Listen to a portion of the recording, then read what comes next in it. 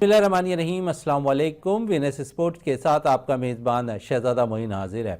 ICC champions trophy 2025 का final अब New Zealand और भारत के दरमियान दुबई में खेला जाएगा। कल खेले जाने वाले सेमीफाइनल, दूसरे सेमीफाइनल में जो है न्यूजीलैंड ने जनूबी अफ्रीका को 50 रन से शिकस्त दी और न्यूजीलैंड की टीम ओवरऑल इस टूर्नामेंट में अब तक बड़ी ज़बरदस्त परफॉर्म करती हुई आई है। दूसरी तरफ भारत भी टूर्नामेंट में बड़ी ज़बरदस्त कारकर्दगी के बिना पर फाइनल खेलता हुआ दिखाई दिया है और उनके जो बैटर्स हैं, खासकर अगर भारत की बात कर लूँ तो उन्होंने भरपूर फॉर्म का मुजाहरा किया। दूसरी तरफ अगर देखें तो न्यूजीलैंड के बैटर्स के साथ साथ बॉलिंग ने भी बड़ा अहम रोल अदा किया है और खासकर उन्होंने इस टूर्नामेंट के अंदर अपनी फील्डिंग की सलाहियतों को भी दिखाया है कि वाकई अगर वनडे क्रिकेट के अंदर 20 से 25 रन अपनी फील्डिंग से बचाया जाए तो टीम जरूर कामयाब होती हुई दिखाई देती है। चले 2025 का फाइनल आईसीसी चैंपियंस ट्रॉफी का न्यूजीलैंड और भारत के दरमियान खेला जाएगा और इसी हवाले से अब हमें बात करने के लिए हमें टेलीफोन लाइन पे ज्वाइन किया है जमील अहमद खान साहब ने, स्पोर्ट्स एनालिस्ट भी है। जमील अहमद खान साहब है, कल मैच आपने देखा, कैसा देखा कल के मैच को? ओवरऑल लग रहा था कि एक बड़ा सेमीफाइनल हो रहा है। नहीं, बहुत जबरदस्त जो ना मैच हुआ है और जाहिर है कि तमाशाई भी उससे बहुत महजूज हुए हैं और जिस तरह की क्रिकेट हुई है, खासतौर पर लाहौर के जो मैचेस है ना, आपने देखे होंगे, ये हाई स्कोरिंग मैचेस हैं। इसी ग्राउंड पर जो है ना ऑस्ट्रेलिया और इंग्लैंड का मैच हुआ था, जो 350 रन जो है वो चेस किए थे, क्या कहते हैं, ऑस्ट्रेलिया ने। तो ये तारीफ करना पड़ेगी कि जो पिचेस हैं पाकिस्तान की और जो ग्राउंड की जो सूरत हाल थी, इतना फास्ट ग्राउंड, और फिर तो ये जो है ना, ये कम से कम तारीफ करना पड़ेगी कि ये इस हवाले से जो ना पाकिस्तान ने बहुत बेहतर जो है ना इंतजाम किए थे। अच्छा, जहां इंतजामात किए गए तो चले इंतजामात पे तो बाद में आएंगे, थोड़े से तो इंतजामात भी हमें थोड़े से गड़बड़ लगे। काफी पैसा हमने देखा लाहौर के कज़ाफी स्टेडियम में भी खर्च किया गया, लेकिन जब बारिशें हुई तो हमने देखा कि बाथरूम के छतों से जो है पानी टपकता हुआ भी नजर आया। उसमें इशू खैर बाद में कभी उठेगा, लेकिन इस वक्त ओवरऑल हम एक अच्छी काबिश कह सकते हैं पाकिस्तान क्रिकेट बोर्ड की आईसीसी चैंपियंस ट्रॉफी का इनेकाद पाकिस्तान में। देखिए, ये मैच था ना, देखिए जिस तरह न्यूजीलैंड जो है इस मैच के अंदर गया था, आपको पता है कि मैं आपके प्रोग्राम में भी और दूसरे चैनल पे भी मैं बोला था कि इंडिया और न्यूजीलैंड की जो दो टीमें है ना, वो एक कंप्लीट जो है ना वो टीम नजर आ रही है और वो यहाँ की कंडीशन को देखते हुए उन्होंने अपनी टीमें जो है ना वो सिलेक्ट की हैं। और आप ये देखें कि दोनों जो इंडिया है उसके पास भी 4 स्पिन बॉलिंग का ऑप्शन है और जो न्यूजीलैंड है इनके पास भी। तो ये जो स्पिनर्स है ना, यहाँ पर एशिया के अंदर अपना किरदार भरपूर तरीके से मतलब ये के निभा रहे हैं। अगर आपने देखा होगा ना, चाहे आप मतलब किसी भी मतलब ये के इनका जो स्पिनर्स थे जिन्होंने वो किए बॉलिंग किए, एक कमाल की बॉलिंग की। मैं मतलब ये जो इनके फास्ट बॉलर थे वो चले फिर भी मतलब ये के उनसे वो रन खा गए, लेकिन जो इनके जो अब आप जो है ना वो जो मिचेल ब्रेसवेल को देख लें यार, आप उसे मतलब 10 में 53 एक खिलाड़ी आउट, और मतलब उनके पास कितने पावर हिटर हैं यार। वेंडर डूसन को ले लें, मिलर को ले लें, क्लासन को ले लें, ठीक है ना, और फिर रिकल्टन को ले लें। तो मतलब ऐसी बॉलिंग के सामने ऐसी परफॉर्म, और फिर जो उनका कप्तान था ना, देखिए वो फर्क है, जो उसकी बॉलिंग है ना मिचेल सेटनर की, वो इसके अंदर जो ना उसने फर्क डाला है। मेरी जाती राय अगर लेते हैं ना तो असल जो हीरो है ना वो मिचेल सेटनर। ये अलग बात है कि केन विलियमसन ने भी जो है ना मतलब ये के 100 किए, रचिन रविंद्र ने भी 100 किए, नो डाउट बहुत अच्छी बैटिंग की, अभी उस पर आते हैं। लेकिन जो बॉलिंग मिचेल सेटनर ने की है वो उसने जो है ना असल में साउथ अफ्रीका की जो कमर है वो तोड़ी है। 10 ओवर 43 रन और 3 खिलाड़ी आउट। और मसले की बात ये, खिलाड़ी तो देखे आप कौन सा आउट किए, वेंडर डूसन को आउट किया, क्लासन को आउट किया और उनके कप्तान जो है बबूमा को आउट किया। अच्छा, तो अगर हम जमील साहब देखें तो इस टूर्नामेंट के अंदर मिचेल जिस तरह कप्तानी करते रहे, जिस तरह उन्होंने अपना रोल अदा किया, बॉलिंग में उन्होंने भरपूर तौर पर रोल अदा किया और उन्होंने पाकिस्तान के खिलाफ भी जिस किस्म की कारकर्दगी दिखाई, कल फिर जिस तरह उन्होंने 3 खिलाड़ियों को आउट किया, तो आप समझते हैं कि कैप्टनशिप का भी रोल फ्रंट से आकर अदा करना बड़ा ज़रूरी होता है और ये सब कुछ कल हमने देखा मिचेल ने किया। ट्राई नेशन सीरीज जो है ना मिचेल सेटनर ने जीती है। ट्राई नेशन सीरीज जो हुई थी पाकिस्तान साउथ अफ्रीका और ये वो जीती। फिर ये पहला जो है ना इनकी कप्तानी के बाद ये पहला जो है ना बड़ा वो था ग्रुप, वो जो टूर्नामेंट, और इस टूर्नामेंट के अंदर जो है वो टीम को फाइनल में ले आए, समझे ना। तो ये जो है ना बहुत बड़ी वो है, अचीवमेंट है। और आप देखिएगा क्योंकि फाइनल के अंदर जो है ना, अब जाहिर है वहां पर एक मैच ये खेल चुके हैं ना जाके, न्यूजीलैंड की टीम दुबई में खेल चुकी है एक मैच। हाँ, तो वो एक मैच खेलने के बाद चले, वो आखिरी ग्रुप मैच था उनका, वो हार गए थे वहां पर। लेकिन अब जो वो जाएंगे ना, मैं आपको बता रहा हूँ वो डिफरेंट वो होगी न्यूजीलैंड। अच्छा, थोड़ा सा क्योंकि नाकाबिले शिकस्त रहने वाली इंडिया की टीम भी फाइनल में है, और अब आप समझते हैं कि बड़ा तगड़ा मुकाबला होगा, और आप एक जो वाजे कह रहे हैं कि थोड़ा सा एडवांटेज यहाँ पर न्यूजीलैंड को भी होगा, क्योंकि पिछले दिनों उन्होंने भी इंडिया के खिलाफ मैच खेला, शिकस्त ज़रूर हुई, लेकिन कुछ हमआहंगी हो गई होगी विकेट को भी देखकर, मौसम को भी, और दुबई के सारे माहौल को देखकर। देखिए जनाब, मैं तो इस मुकाबले को जो है ना स्पिनर्स का वो देख रहा हूँ मुकाबला। अब जैसे यहाँ पर जो है ना आप देखें, मिचेल ब्रेसवेल है, मिचेल सेटनर है, अच्छा रचिन रविंद्रा है, ग्लेन फिलिप्स है, ये इनके पास 4 ऑप्शन है स्पिन बॉलिंग के। और इंडिया के पास भी ऑप्शंस हैं ऑलरेडी, उनके 2 तो ऑलरेडी स्पिनर्स रेगुलर खेल रहे हैं।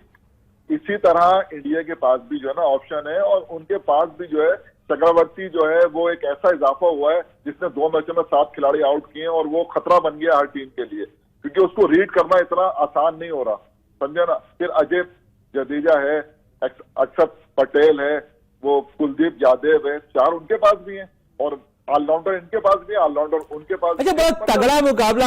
अच्छा, आईसीसी चैंपियंस ट्रॉफी से कबल यही कहा जा रहा था कि ऑस्ट्रेलिया तीसरी टीम थी जिसे यह कहा जा रहा था कि ऑस्ट्रेलिया की टीम में फाइनल खेले, लेकिन यहाँ अब क्योंकि 3 टीमों में न्यूजीलैंड भी शामिल थी, इंडिया भी शामिल थी, ऑस्ट्रेलिया भी शामिल थी। ऑस्ट्रेलिया चलें बाहर हो गया लीग, क्योंकि उसका मैच ही इंडिया से जाहिर है पड़ा उनके ग्रुप में। तो लेकिन अगर हम ओवरऑल देखें तो इस टूर्नामेंट में जो पहले से पेशन गोइयाँ थी कि न्यूजीलैंड की टीम, इंडिया की टीम और ऑस्ट्रेलिया की टीम में फाइनल खेलेगी, इन 3 टीमों से 2 टीमें, तो ऑस्ट्रेलिया चले बाहर हुए, 2 पेशन गोई सही साबित हो गई, और दोनों टीमें इस वक्त फाइनल के लिए, दोनों ही की बेंच स्टैंड बड़ी मजबूत है, उसके अलावा उनके जो 11 रुकनी स्कॉट ग्राउंड में खेल रही होगी वो मजबूत है, दोनों का फास्ट बॉलिंग डिपार्टमेंट मजबूत है, दोनों का स्पिन डिपार्टमेंट मजबूत है, दोनों के बैटर्स अगर हम बात कर लें तो जाहिर है दोनों तरफ से रन हो रहे हैं, और 300 रन 3 दफा न्यूजीलैंड की टीम क्रॉस कर चुकी है। तो आप समझ रहे हैं कि यहां पर तो न्यूजीलैंड के बैटर्स सिर्फ दुबई में नाकाम हुए, ओवरऑल बड़ा जबरदस्त कारकर्दगी न्यूजीलैंड के बैटर्स दिखाते रहे। देखें, इन पिचेस पर खेलते हुए वो गए थे, जो पाकिस्तान की पिचेस है ना, ये ट्रू जो है ना बैटिंग पिचेस थी, तो यहां से वो खेलते हुए गए थे, वहां पर जाके उनको स्पिन ट्रैक मिल गया, जहां पर गेंद ग्रिप भी कर रहा था, और इतना मतलब आसान नहीं था खुल के मतलब शॉट खेलना। यहाँ तो आप देखें ना 350 में 350 रन भी बन रहे थे। कल के मैच में भी आप देखें दोनों टीमों 300 प्लस स्कोर किए, 362 एक ने किए, 312 एक ने किए। तो असल में मसला ये है, देखें आप, उनका जो है ना बुमराह नहीं है इंडिया के पास, सिराज को उन्होंने सिलेक्ट नहीं किया। तो आप जो बात करें कि उनकी जो बेंच स्ट्रेंथ है, समझे ना, वो जो है मतलब ऐसी है कि किसी को भी ये बिठा दें, किसी को भी खिला दें, समझे ना, कोई फर्क नहीं, ना न्यूजीलैंड पे फर्क पड़ रहा है ना इन पे फर्क पड़ रहा है। टीम ऐसी ही होना चाहिए कि जो 11 अंदर खेल रहे हैं और जो 4 बाहर बैठे हुए हैं, वो बराबर के प्लेयर जो है ना होना चाहिए। आप देखें ना अभी आईसीसी चैंपियंस ट्रॉफी से कबाल अगर हम देखें तो न्यूजीलैंड के जो बॉलर है फास्ट है मैट हेनरी, वो अनफिट थे, फिर टीम में कमबैक किया, और किस तरह उनकी परफॉर्मेंस ओवरऑल रही है, कहीं भी महसूस ही नहीं हो रहा कि वो अनफिट होकर टीम में दोबारा वापस आए। बिल्कुल सही बात है। और देखिए बात पता है क्या है, ये सारा का सारा जो बात है ना, ये सिस्टम की बात है। जब आपका सिस्टम इतना मजबूत होता है ना, समझे ना, तो आप ये देखें काइल जेमिसन जो है वो न्यूजीलैंड में थे, जब इनका बॉलर जो है लोकी फर्गुसन जो है वो अनफिट हुए, तो उनको बुलाया गया वहां से। हालांकि देखिए लोकी फर्गुसन भी नहीं है इनके पास, न्यूजीलैंड के पास, जो कि मतलब बीच में आके विकेट लेते थे फास्ट बॉलर, उनकी जगह पे इनको बुलाया गया। अब ये आए हैं, ये भी जबरदस्त बॉलिंग कर रहे हैं। तो मैं यही कह रहा हूँ ना कि आपका जो सिस्टम है वो कैसे प्लेयर प्रोड्यूस कर रहा है, कैसे भी ये पता चलता है। इंडिया का जो आप हैरान हो जाएंगे ना कि मतलब जसवाल जैसा प्लेयर 15 में जगह नहीं बना सका, समझे ना, और मतलब मैंने बुमराह की आपको वो दे दी, समझे ना। तो ये यानी उनकी टीम के अंदर जो 15 प्लेयर आए हैं सिलेक्ट होकर, तो वो जो मतलब जो भी खेल रहे हैं, चाहे स्पिनर हो, अब शामी को देख लें आप, या शामी वहां पर मारने ही नहीं दे रहा, मतलब वो जो बॉलिंग कर रहा है वो तो, और जो बैटिंग है, देखिए बैटिंग तो ज्यादातर उनकी जो है ना, उनको रोल दिए हुए हैं कि कप्तान जो है उसका रोल है कि उसने जाके अटैक करना है। सुमन गिल ने जो है ना मतलब लंबी बारी करनी, कोहली ने जो है ना, वो कोहली तो रीढ़ की हड्डी है ना उनकी। आप देखें इस टूर्नामेंट में कैसा खेला है, कमाल खेला है यार, जिसे कहते हैं ना मतलब उनकी पूरी बैटिंग, मतलब ये कि शरियात अय्यर को ले लें और केएल राहुल को ले लें, ये पांचों के पांचों लड़के जो है ना ये बैट्समैन आपके फॉर्म में। फिर नीचे आ जाए तो आपको जो है ना क्या कहते हैं वो अजय जडेजा को ले लें, अक्षर पटेल को ले लें और पांड्या को ले लें। यार इतनी मजबूत इनकी मतलब ये कि लाइनअप है भाई, इसको तोड़ना है तो कोई मतलब ये कि इस लाइनअप को जो ना जब मैच नीचे वालों पर आएगा ना उस दिन इंडिया जो है ना वो परेशानी में होगा। अदरवाइज तो ये 8 लड़के इनके भी और 8 लड़के जो है ना न्यूजीलैंड के भी बैटिंग की सलाहियत रखते हैं। फिलिप्स नंबर 6 पे आता है, ब्रेसवेल 7 पे आता है और सेटनर जो है वो 8 पे आता है। ये दोनों का जो मुकाबला है ना, ये मैं समझता हूं कि बहुत मतलब बिल्कुल जिसे कहना चाहिए ना कंप्लीट और बैलेंस टीम है एशिया की कंडीशन के हवाले से।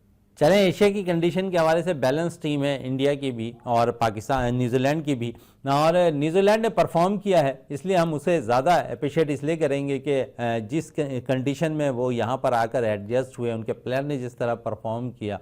और फिर हम थोड़े से अपने प्लेयर्स पर आ जाएं। होम कंडीशन पर हम शायद फ़ायदा ना उठा सके।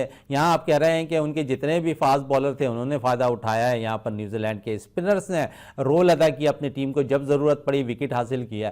तो हमारे पास क्या गलतियाँ थी जो हमने जो है मैचेस में कामयाबी हासिल नहीं की, जमील साहब? यार आप देखें इसमें, आप जो मैंने भी थोड़ी बहुत क्रिकेट खेली है, मैं आपको बताऊं इसमें कहीं पर भी टीम कॉम्बिनेशन नजर ही नहीं आया। देखिए क्रिकेट के अंदर टीम कॉम्बिनेशन जो है ना वो जीतता है। आप मिसाल देता हूं मैं, अफगानिस्तान की टीम ना वो एक जैल होके खेलते हैं। न्यूजीलैंड की टीम को देखेंगे आप, जैल होके खेल रहे होते हैं ना। ऑस्ट्रेलिया हार गया अलग बात है, लेकिन आप देखेंगे वो कभी भी जो है ना आप वो हारे हैं जो एक ही तरह से मतलब क्रिकेट खेलते हैं, जैल होके खेलते हैं। इंडिया की टीम भी आपको इस वक्त जो टीमें टॉप पर आई हैं, साउथ अफ्रीका, यानी आपके कहने का मतलब है कि कॉम्बिनेशन हमारा सेट नहीं हो रहा था, जिसकी बिना पर हमें इस टूर्नामेंट में नाकाम रहे। नहीं यार हम क्या मतलब आप खुद सोचें, कामरान गुलाम है एक पावर हिटर, अच्छा बैट्समैन, ये अगर 1-2 इनिंग में उससे रन नहीं हुए ना कोई बात नहीं है। आप सऊद शकील को लाए, वो अब सेट हो रहा था तो आपने उसको टीम से बाहर कर दिया। चले, अब तो बहुत सी खबरें आ रही हैं जो डोमेस्टिक सीजन का फाइनल खेला जा रहा था प्रेसिडेंट कप का, उसमें तो जो सऊद शकील बैटिंग के लिए नहीं आए, ये खबरें आ रही हैं कि वो ड्रेसिंग रूम में सो रहे थे। चले बहरहाल ये तो एक जो है ना मैनेजमेंट का मामला है, वो सो रहे हो जाता है ऐसा कभी कभार इतनी क्रिकेट और इसके बाद, लेकिन ये दीगर वो है। लेकिन मैं एक बात आपको ये बता रहा हूँ कि आपका जो मिसाल के तौर पर जो एक वो है ना सिस्टम है, मिसाल तौर पर हसनैन जो है ना वो न्यूजीलैंड में जगह नहीं बना सके।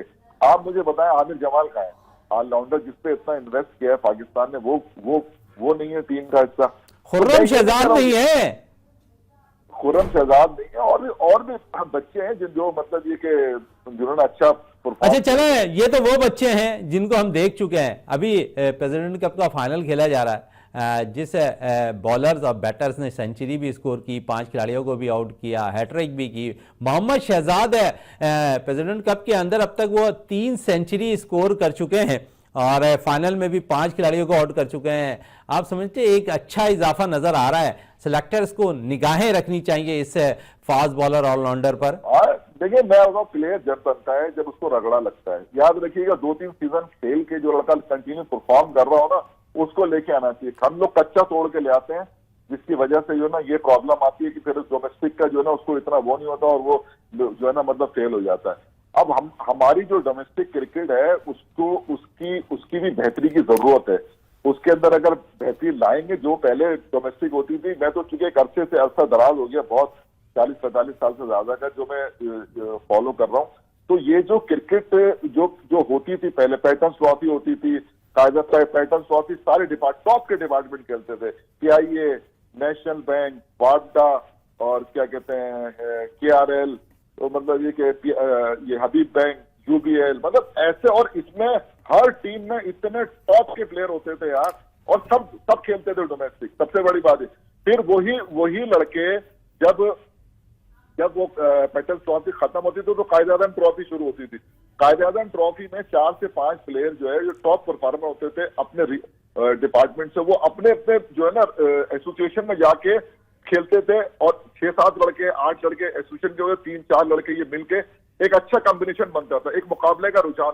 तो पैटर्न्स ट्रॉफी के मुकाबले भी बहुत जबरदस्त होते थे और काजादम ट्रॉफी के, जिसकी वजह से जो है आपने देखा कि हमारे प्लेयर जो है मतलब आपको मतलब मुतवातिर जो है ना वो मिल रहे थे। लेकिन अभी हम देख रहे हैं कि गुज़िश्ता 4-5 साल से जो ना वो तात्तुल आया हुआ है और उस मेयार के इंटरनेशनल जो मेयार होता है ना, मैं उस मेयार के प्लेयर आपको जो है ना वो नहीं मिल रहे। साहबजादा फरहान की मिसाल आपके सामने है, 2 साल से डोमेस्टिक में नेशनल पर आए,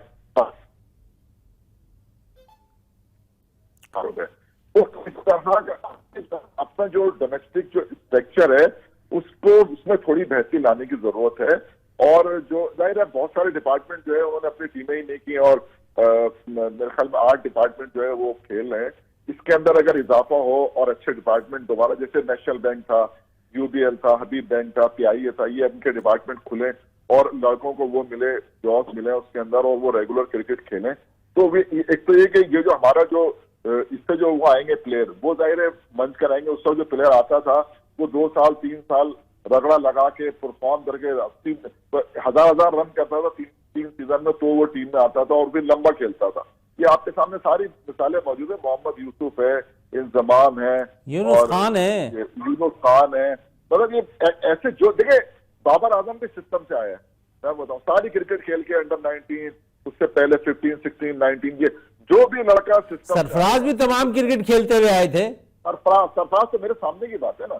सरफराज ने अंडर 14, 16, 19 और ये के इलेक्ट्रिक जो डिपार्टमेंट था उससे भी खेला, ग्रेड 2, फिर जो है पीआईए से खेला, फिर कराची से खेला, मतलब कोयटा ग्लेटर, वो तो मतलब एक पूरा सिस्टम के थ्रू।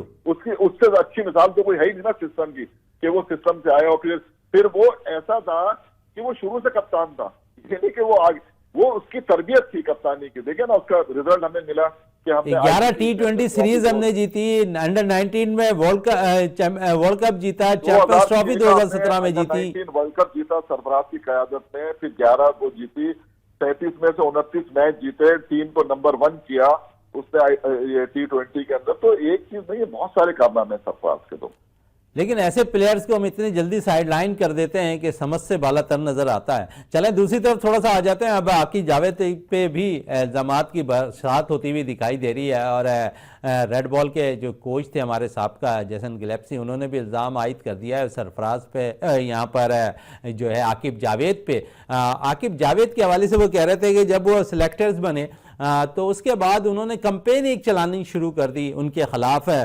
तो आप समझते हैं कि गोरे जो है अपने असूलों में बड़े पक्के होते हैं, उन्हें जो काम दिया जाता है वो कोशिश करते हैं कि उस पर पूरा उतराएं। यहाँ तो उन्होंने जो है बिल्कुल ही अलग बयान दे दिया आकिब जावेद के लिए। नहीं देखिए, मैं आपको एक बात बताऊं। देखिए मिकी आर्थर था ना, मिकी आर्थर के मामले में कोई मुदाखलत नहीं कर सकता था। उस अपनी जो देखता था डोमेस्टिक में जाता था, देखता था, वो फुल्ली जो है ना वो इन्वॉल्व था। अहमद शहजाद को जो है ना मिकी आर्थर ने बाहर किया, उमर अकमल को किया और नए लड़के जो उसने लिए, आज वो पाकिस्तानी टीम के मतलब ये कि मजबूत सुतून बने हुए हैं ना। तो बात यह है कि अगर हम देखिए फॉरेन कोच जो होता है ना, एक बात याद रही शहजाद, उसको कोई इंटरेस्ट नहीं होता। उसका इंटरेस्ट पता है क्या होता है? उसका इंटरेस्ट क्रिकेट की बेहतरी। नहीं, बेहतरी अलग चीज है, अपनी प्रोफाइल भी अच्छी करता है वो, ताकि मैं अगर यहाँ पर मतलब ये कि वो अच्छा वो करूंगा तो मुझे इससे अच्छा असाइनमेंट मिलेगा और जो है दूसरे ममालिक मुझे अप्रोच करेंगे। तो वो सिंसियर होते हैं, जहां वो जाते हैं उसकी क्रिकेट तो ठीक करते ही करते हैं, वो अपनी प्रोफाइल भी मतलब ये कि तो वो देखिए। अब जो आपने बात की है ना, बात ये है कि जो फॉरेन कोच होता है ना उसका कोई इंटरेस्ट नहीं होता कि ये कौन है, ये किसका दामाद है, ये किसका वो है, ये उसका इंटरेस्ट ये होता है कि टीम के लिए क्या बेहतर है। तो जो टीम के लिए बेहतर होता है ना वो जो है ना मतलब वो करता है और उसी से आपकी टीम जो है ना वो मतलब होती है। मैं आपको 1996 की मिसाल दूं यार, वाटमोर उनका जो है ना कोच था श्रीलंका का, उसने उनको एक मतलब जो ये जो सर्किल का इस्तेमाल है ना उसने सिखाया है कि जनाब ये जो ये 10 ओवर है इसके अंदर आपने चाहे हमारी 2 विकेटें गिर जाए, मुझे जो है ना 120, 130, 140 रन चाहिए।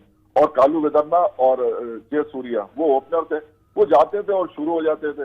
और वो 96 का वर्ल्ड कप उन्होंने जीत लिया। वो गोरा था ना वो, मैं आपको ये मिसाल मैंने आपको इसलिए दी। तो इसलिए अब जो जो बात उन्होंने कही है, देखिए ना उसका मुझे पता है ना उसका आपको पता है, उस पर क्या वो करेंगे तबसरा, जाहिर है उसको पता है। जो क्या कहते हैं गैलेक्सी को, उसने मतलब ये कि उस पर वो किया है तबसरा, तो इससे हम अपनी क्या राय कायम कर। अच्छा, इस पे थोड़ी सी आ जाएं क्योंकि एशियन टीमों की थोड़ी बात हो रही है। मैं थोड़ा सा श्रीलंका के हवाले से बात करना चाहूँगा। एक अच्छी टीम जिसने वर्ल्ड कप भी जीता हुआ, अचानक वेस्ट इंडीज़ तो चले यूरोप पे चले जाता, लेकिन श्रीलंका की टीम क्या समझते हैं, उन पे भी क्या बुरा वक्त आ गया है कि वो टीम भी ऊपर की जानिब क्लिक नहीं कर पा रही? यार देखिए मैं बताऊं आपको, वो जाहिर सी बात है जितने उनके पास वसाइल हैं और जितना उनका वो है और जो जिस तरह का जो टैलेंट है, तो वो मुझे लग रहा है कि एक जगह पे आकर जो ना वो रुक गया है। अब जैसे कि मिसाल के तौर पर जैसे उनको जो है ना क्या कहते हैं वो जो क्या था उनके जो बैट्समैन था मैथ्यूज। अब मैथ्यूज को उन्हें जो है ना वो खिलाना पड़ रहा है। अब मैथ्यूज का खेलने का टाइम नहीं है, रिटायरमेंट का टाइम है, लेकिन आप उसको जो है मतलब ये कि खिला रहे हैं। और अब मसला ये है कि जो उनके पास जो प्लेयर हैं वही प्लेयर हैं, वही पूल है, वही प्लेयर खेल रहे हैं। नए प्लेयर अगर नहीं आ रहे, लेकिन मैं आपको एक बार बताऊं, ये अलग बात है कि श्रीलंका की टीम 9वें-10वें नंबर पर आ गई है, वेस्ट इंडीज और लेकिन ये टीमें ऐसी हैं कि जो कम बैक करेंगे, आप देखिएगा। क्योंकि असल में मसला ये है कि अफगानिस्तान की टीम बहुत अच्छी हो गई है ना, उसकी वजह से भी मतलब वो पड़ा है। क्योंकि इस टूर्नामेंट के अंदर 8 टीमें टॉप जो आईसीसी रैंकिंग में टॉप पे होती हैं, एक तो होस्ट होता है, वो तो खेलता है कंपलसरी, बाकी 7 टीमों का इंतखाब होता है। हाँ, तो 7 टीमों को बकिया जो रह जाती हैं वो उनमें श्रीलंका और वेस्ट इंडीज है। हालांकि ये दोनों टीमें वनडे की अच्छी टीम है, लेकिन क्वालिफाइड नहीं कर सकी। लेकिन मुझे उम्मीद है कि आगे चलकर जो है ना ये टीमें इंशाल्लाह जो है वो क्वालिफाई कर। चलो आखिरी कुछ मैं आपसे ज़रूर ले लूँ, और फाइनल के लिए सिर्फ मैं ये पूछना चाहूँगा, किसको फेवरेट करार दे रहे हैं आप? देखिए ये बहुत मुश्किल सवाल है, समझे ना, लेकिन मैं मतलब अगर आप क्योंकि जाती राय, आपकी जाती राय है कि कौन सी टीम फाइनल जीतेगी? मेरी जाती राय तो ये है कि न्यूजीलैंड फाइनल जीतेगी। चले, मेरी भी जाती राय है कि फाइनल न्यूजीलैंड की टीम जीतती हुई दिखाई देगी। जमील साहब, आपका बहुत बहुत शुक्रिया विनर्स स्पोर्ट्स में टाइम देने का। इस वक्त मुझे ब्रेक के लिए कहा जा रहा है, ब्रेक से वापस आते हैं तो गुफ्तगू को मज़ीद जारी रखते हैं।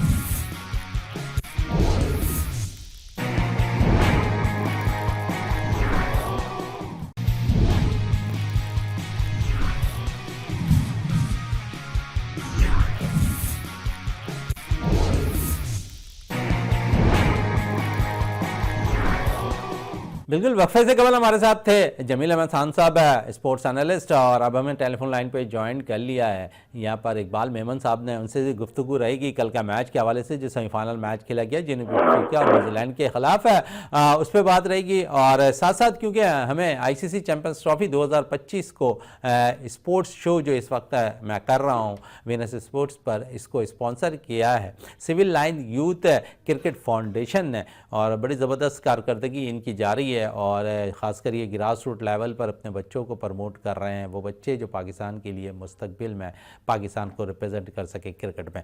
चलें, ये सिलसिला जारी रहेगा। और साथ साथ इकबाल मेमन साहब हमारे साथ है जो टेलीफोन लाइन पे मौजूद है। इकबाल मेमन साहब, 50 रन से कामयाबी हासिल की है न्यूजीलैंड ने, और एक दफ़ा फिर कल भी मैं आपसे यही कह रहा था कि ऐसा लगता है कि जनूबी अफ्रीका की टीम बड़े मैचेस में आकर किस किस्म की ढेर होती है, वही कुछ हुआ कल भी। लेकिन कल क्रेडिट जनूबी अफ्रीका को भी देने पड़ेगा, बड़ा डट कर मुकाबला किया उन्होंने। और कुछ ऐसे वक्त भी आया, ऐसा लगता था कि जनूबी अफ्रीका की टीम ये टारगेट, जो इतना बड़ा टारगेट है जो पहली दफ़ा चैंपियंस ट्रॉफी में बनाया गया है 362 रन, वो चेज़ करने के मूड में नज़र आ रही थी। लेकिन फिर जिस तरह न्यूजीलैंड के कप्तान मिचेल बॉलिंग की और फिर 3 खिलाड़ियों को आउट किया, हेनरी ने फिर ज़बरदस्त बॉलिंग का मुजाहरा किया, मैच वापस लेकर आए और फिर कामयाबी न्यूजीलैंड के दामन में गिरी। और फिर अब फाइनल यहाँ पर इंडिया और न्यूजीलैंड के दरमियान दुबई में खेला जाएगा। क्या कहेंगे कल के मैच के हवाले से इकबाल मेमन साहब? बिल्कुल जनाब, देखें न्यूजीलैंड बेहतरीन खेला, लेकिन साउथ अफ्रीका भी बहुत अच्छा खेला। देखें, एक तो सेकंड इनिंग में प्रेशर होता है, और प्लस जो है मेरा ख्याल है कि क्रूशल जो विकेटें थी ना, वो एक तो भावना की थी, और उस वक्त अगर वो जिस तरह खेल रहा था उसी तरह के उसको खेलना था, तो वो थोड़ा सा एक साइड पे खेलता रहता, तो बाकी दूसरे जो खिलाड़ी है ना वो सब जो है हिट करने वाले थे। तो भावना का काम यही था कि वो विकेट पे खड़ा रहता, और इतना जज्बाती होने की उसको जरूरत ही नहीं थी, तो वहीं से धचका इनको लगा और उसके बावजूद इतना स्कोर कर गए। और ये एक क्रेडिट जाता है साउथ अफ्रीका को, चोक नहीं हुए थे लेकिन कहीं ना कहीं लैप्सेस हुए थे, और बॉलिंग में भी काफी लैप्सेस हुए थे। हमने देखा कि रबादा जैसा बॉलर या नकदी जैसा बॉलर और इवन जैनसन जो है उसको भी अच्छी खासी पिटाई हो गई। तो उन्होंने मेरे हिसाब से साउथ अफ्रीका ने तकरीबन 30-40 रन जो है ना वो एक्स्ट्रा दे दिए। उनको कंट्रोल करना चाहिए था। पिच तो अच्छा, कल थोड़ी सी फील्डिंग पे बात कर लें। दोनों टीमें अगर देखें तो ओवरऑल दुनिया की बेहतरीन फील्डर्स उनके पास टीम है, और अपनी फील्डिंग से वो 20-25 रन सेव कर जाते हैं। कल भी यही कुछ हुआ। न्यूजीलैंड की फील्डिंग की दाद देनी पड़ेगी जिन्होंने कल जिस किस्म की फील्डिंग का मुजाहरा किया। देखिए न्यूजीलैंड तो ओवरऑल बहुत अच्छा खेल रही है, सिर्फ एक दफा इंडिया के साथ अच्छा नहीं खेली, और यही उनके लिए मसला आएगा फाइनल में, क्योंकि पिच के हिसाब से इंडिया इस वक्त जो है आइडियल जब पिच है इंडिया के लिए, और उनके पास इस वक्त 4-5 स्पिनर खेल रहे हैं, जिसमें से 2 रेगुलर हैं और बाकी जो है ऑलराउंडर्स हैं। तो इंडिया की टीम जो है मोस्ट बैलेंस्ड टीम है, और बाकी ये है कि इनके जो सेंटनर है ये बहुत बेहतरीन बॉलिंग करा रहा है, उसके साथ ब्रेसवेल बहुत अच्छी करा रहा है, और तो ये और दूसरे भी जो बैटिंग बॉलर्स हैं तो वो भी अच्छी करा रहे हैं। लेकिन ये कि मेरे ख्याल में इंडिया को एज हासिल है। चलें, आपके ख्याल में इंडिया को एज हासिल है। जहां पर इंडिया की बैटिंग मजबूत है, इसी तरह 8 नंबर तक जो है हम देख रहे हैं कि न्यूजीलैंड की बैटिंग भी मजबूत नजर आ रही है। तो मुकाबला तगड़ा होगा दोनों टीमों के दरमियान, बहुत तगड़ा मुकाबला होगा। लेकिन ये कि देखें ये जो पिच है ना उसको इंडिया काफी हद तक समझ चुका है। लेकिन कुछ एडवांटेज तो होगा ना यहाँ पर। है इकबाल मेमन साहब, है कुछ एडवांटेज तो होगा। एक मैच न्यूजीलैंड की टीम खेल कर आई है दुबई में, मगर देखिए एक मैच से और क्या है कि उनका मोराल भी हाई अच्छा जो है इंडिया का ज्यादा होगा, क्योंकि इंडिया ने सब मैचेस अपने जीते हैं और यहीं पे खेले हैं, और एक ही मैच हारा है न्यूजीलैंड ने, और वो भी दुबई में हारा है। तो इसका मतलब ये है कि उनको जो है एक at the back of their mind एक इनसिक्योरिटी होगी, तो उसको ओवरकम करने के लिए कोशिश तो ये करेंगे। और देखें कल की जो है इसमें आज की अखबार में यही था कि शामी ने भी ये कह दिया, मोहम्मद शमी ने, कि ये एडवांटेज इंडिया को मिला है और आगे भी मिलेगा। अच्छा, दूसरी तरफ अगर हम थोड़ी सी बैटिंग की बात कर लें, विराट कोहली, रोहित शर्मा, शमन गुल, अगर ये 3 बैटर्स, ऊपर से जडेजा आके नीचे की नंबरों पे बड़ी अच्छी बैटिंग का मुजाहरा करते हैं। और न्यूजीलैंड की अगर हम देख लें, विलेंदेरा बड़ी ज़बरदस्त फॉर्म लगी हुई है, और जिस किस्म की वो बैटिंग कर रहे हैं, उनके साथ विलियमसन बड़ा ज़बरदस्त रोल अदा कर रहा है। तो कल बैटिंग का भी दारोमदार होगा दोनों टीमों को, कि अगर उनके बैटर्स अच्छे फॉर्म में हैं और लंबी बारी खेल गए तो उनकी टीम ज़्यादा कामयाबी का तनासुब उनके लिए ज़्यादा होगा। डेफिनेटली ये जब संभल के खेलेंगे और इतनी नब्बी तुली बॉलिंग पे अगर वो हिट्स करेंगे और अच्छे तरीके से टाइमिंग करेंगे और मतलब जो है गेम को समझ के खेलेंगे, तो उसमें तो एडवांटेज मिलता है। और देखिए मैं आपको एक बात बताऊं, जल्दबाजी में जब विकेटें बहुत ज्यादा गिर जाती हैं तो फिर आगे चल के पछतावा होता है। जब आप उसको गेम को आगे और डीप लेके जाते हैं तो स्कोर जो है खुद ब खुद बनता है। और फिर जो रनिंग बिटवीन द विकेट्स देखें आप, कोहली की जो इनिंग थी उसमें 57 जो है वो थे सिंगल्स थे, तो आप उसकी फिटनेस का भी अंदाजा लगा लें और फिर किस तरह वो लेके चला है। तो ये बड़ी कमाल की बात है। ये चीज जो है ना दूसरी टीमों में थोड़ी सी मिसिंग है, लेकिन कल न्यूजीलैंड के 2 जिन्होंने जो है सेंचुरी बना ली। विलेंद्रा और विलियमसन की इनिंग के हवाले से आप क्या कहेंगे? बड़ी जबरदस्त दोनों ने बैटिंग की है, और खतरा अगर देखें तो इंडिया को इन दोनों से ही होगा। बिल्कुल जनाब, खतरा तो होगा, लेकिन ये कि देखें अगेन वही वाली बात है कि जो टूर्नामेंट की बेस्ट पिच है वो कदाफी पिच है, जो मोस्ट कंड्यूसिव है बैटिंग के लिए। और उसके बाद दूसरे नंबर पे आती है रावलपिंडी की, तीसरे नंबर पे कराची की, चौथे नंबर पे आती है दुबई की। तो बड़ा कंट्रास्ट है। इनने प्रैक्टिस तो कदावी स्टेडियम पे की है, खेलेंगे ये दुबई में, तो एडवांटेज जो है फिर भी जाके घूम फिर के इंडिया को मिलेगा। लेकिन अभी तो आपके पास, उनके पास वो टीम भी पहुंच गई है और वो नेट भी करेगी यकीनन, थोड़ा सा मौसम भी एडजस्ट कर लेंगे, विकेट को भी देख लेंगे, न्यूजीलैंड की टीम है और एडवांटेज भी अब शायद न्यूजीलैंड को, मैं समझता हूं कि जिस किस्म की कारकर्दगी न्यूजीलैंड की जा रही है इस टूर्नामेंट के अंदर, मैं चैंपियन देख रहा हूं आईसीसी चैंपियंस ट्रॉफी 2025 देखिए ख्वाहिश तो हमारी भी है, लेकिन ये कि अगर ख्वाहिशें घोड़ा होती तो हम उनको दौड़ाते। मसला ये है कि भाई इंडिया को हर चीज का फेवर है और न्यूजीलैंड को every odd is against them. वो क्या कि एक तो उनकी प्रैक्टिस बेहतरीन पिच पे हुई है और उनकी प्रैक्टिस जो है इंडिया की जो प्रैक्टिस है वो सबसे जो कमजोर पिच है उस पे हुई है, तो उनको एडवांटेज इंडिया को ज्यादा है। फिर इंडिया के पास स्पिनर्स ज्यादा हैं और जो है उनके बाकी बैटिंग जो है दोनों की तकरीबन इक्वल है। तो अब यह है कि इनकी बैटिंग जो पहले करेगा और अच्छा स्कोर कर जाएगा, इस पिच पे दुबई की पिच पे अगर 280, 290 या 300 तक ले गया तो वो मेरे ख्याल में विनिंग स्कोर होगा।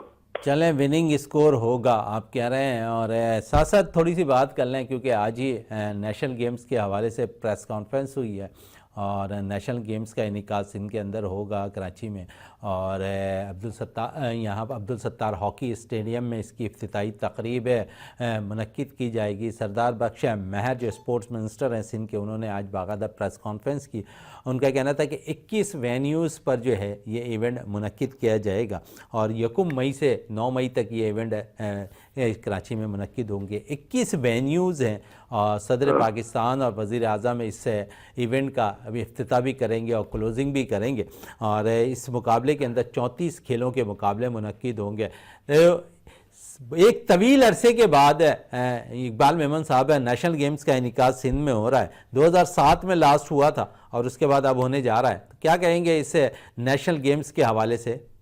बिल्कुल जनाब, ये तो क्रेडिट जाता है महर साहब को और मैं उनको क्रेडिट दूंगा कि उनकी कोशिशों की वजह से और उनकी काविशों की वजह से ये इतने अरसे के बाद तकरीबन 18 साल के बाद जो है वो हमारे पास आ रहा है।